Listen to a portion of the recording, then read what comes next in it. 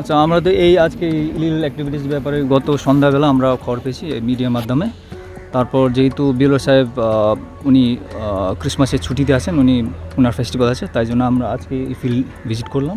আজকে এনকোয়ারি করে পুরোটা ওই প্লট আইডেন্টিফাই করে, মানে এই যে প্লটের ব্যাপারে আমরা রেকর্ড সঙ্গে মিলিয়ে তারপর আমরা যে রিপোর্টটা পাবো ওটা আমরা বিএলও সাহেবকে আমরা সাবমিট করে দেবো। উনি যে ইনস্ট্রাকশন দেবে তারপর আমরা সেইভাবে আমরা আইন মধ্যে নিয়ে বসে আমরা যে উনি যে ইনস্ট্রাকশন দেবে সেইভাবে আমরা অ্যাকশনটা নেব।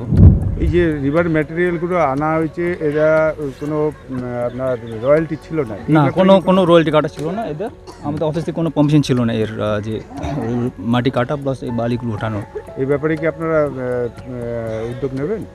এটা যে এখন যে আমরা রিপোর্ট সাবমিট করবো, তারপরে বিএলও সাহেব যে ইনস্ট্রাকশন দেবে আমরা সেইভাবে আমরা অ্যাকশন নেব। পুকুর ভরাটের খবর উত্তরবঙ্গ সংবাদে প্রকাশ হতেই পদক্ষেপ করল খড়িবাড়ি ব্লক ভূমি ও ভূমি রাজস্ব দপ্তর। মঙ্গলবার সকালে দপ্তরের উদ্যোগে অভিযুক্তের বিরুদ্ধে পদক্ষেপ গ্রহণের প্রাথমিক কাজ শুরু করা হয়। মুখ্যমন্ত্রী মমতা বন্দ্যোপাধ্যায়ের নির্দেশ, কোনোভাবেই জলাশয় কিংবা পুকুর ভরাট করা যাবে না। কিন্তু মুখ্যমন্ত্রীর নির্দেশকে কার্যত বুড়ো আঙুল দেখিয়ে এক শ্রেণীর জমি মাফিয়া শিলিগুড়ি মহকুমা জুড়ে পুকুর ভরাট করেই চলেছে। একইভাবে প্রশাসনের একাংশের মদতে খড়িবাড়ির পশ্চিম কেশরডোবায় ৩২৭ নম্বর জাতীয় সড়কের পাশে বেপরোয়াভাবে চলছিল পুকুর ভরাটের কাজ। ১ বিঘা পরিমাপের একটি পুকুর ট্রাক্টর ও আর্থমোভার দিয়ে দিনরাত ভরাট করা হচ্ছিল। পুকুরটি স্বর্গীয় বিমল সরকারের। বিমলবাবুর এক ছেলে ভূপেন্দ্রই পুকুর ভরাটের নেতৃত্ব দেন বলে অভিযোগ। গতকাল ঘটনাস্থলে আসেন শিলিগুড়ি মহকুমা পরিষদের বন ও ভূমি কর্মাধ্যক্ষ কিশোরী মোহন সিংহ। তিনি সঙ্গে সঙ্গে পুলিশ ডেকে পুকুর ভরাটের কাজ বন্ধ করে দেন। এছাড়াও ব্লক ভূমি ও ভূমি রাজস্ব আধিকারিককে দ্রুত উপযুক্ত পদক্ষেপ গ্রহণের নির্দেশও দেন।